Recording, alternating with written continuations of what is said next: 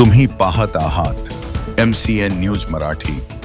TV and digital media journalist असोसिएशनची कार्यकारिणी जाहीर। असोसिएशनच्या जिल्हाध्यक्षपदी फहीम देशमुख, सचिवपदी प्राध्यापक प्रफुल्ल खंडारे, कार्याध्यक्षपदी संदीप वानखडे यांची निवड। बुलढाणा जिल्ह्यातील प्रतिष्ठित TV and digital media journalist असोसिएशनची बुलढाणा जिल्हा कार्यकारिणीची रविवारी अविरोध निवड करण्यात आली आहे।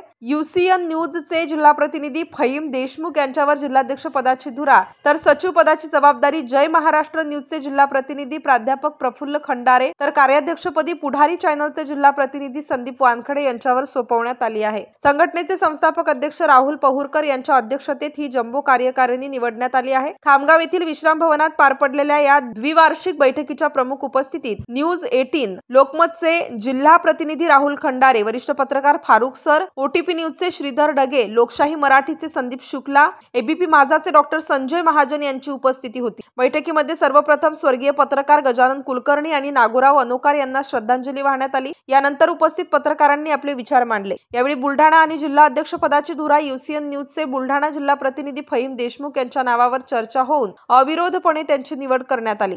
याबाबतची घोषणा असोसिएशनचे संस्थापक अध्यक्ष राहुल पहुरकर यांनी केली। यानंतर उर्वरित कार्यकारिणीच्या विविध पदांवर नियुक्त्या जाहीर करण्यात येणार आहेत। बैठकीचे प्रास्ताविक श्रीधर ढगे, सूत्रसंचालन प्राध्यापक प्रफुल्ल खंडारे, तर आभार अमोल गावंडे यांनी मानले। MCN न्यूज मराठी करिता शेख अजीज मोहम्मद, खामगाव। शेगाव, संग्रामपूर अशा कुठेतरी घरात प्रतिनिधित्व आलं पाहिजे कुठेतरी पुढे।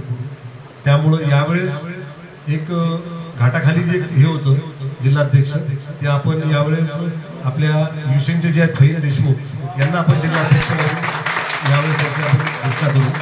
तर फहीम देशमुख आणि संजय जाधव घाटावर घाटाखाली अशी ही जोडी राहणार आहे। दुसरी महत्वाची गोष्ट, संजय जाधव यांच्या आईचं त्यांच्या आईच्या आईला घेऊन गेले होते, मग अशी त्यांच्याशी बोलणं पण झालं।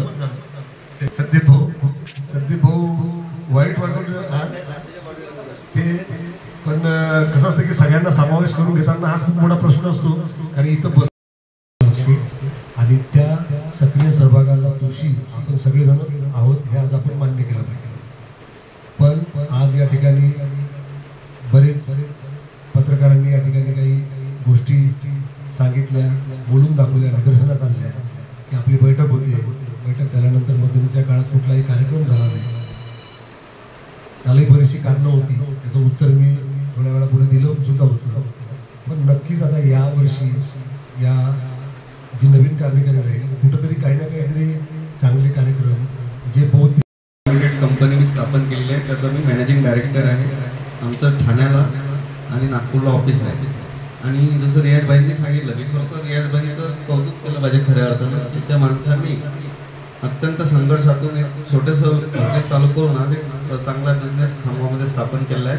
तर मी सुद्धा पत्रकारिता जोडधंदा म्हणून माझं स्वप्नकृती प्रॉपर्टीज आणि लोन पॉईंट नावाचं ऑफिस आहे रायगड कॉलनीमध्ये। माझं प्रॉपर्टीचं काम आहे, कंस्ट्रक्शनचं काम आहे। सर्वांना हीच विनंती आहे की थोडं पत्रकारितेसोबत काहीतरी जोडधंदा करा। सर्व काही संघटना तुमच्याकडे करू शकत नाही।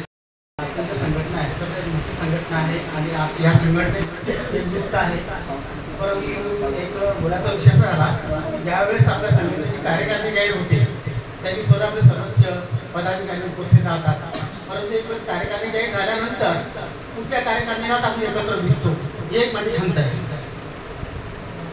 की वर्षभरात आपल्या एकदम मीटिंग व्हायला पाहिजे, एखादी कार्यशाळा व्हायला पाहिजे। बरेच नवीन पत्रकार आहेत, त्यांना बऱ्याच गोष्टी समजत नाही, प्रोटोकॉल कसा असते, कोणत्या गोष्टी कसं वागायचं, स्क्रिप्ट कशी तयार करायची, व्हिज्युअल कसे घ्यायचे।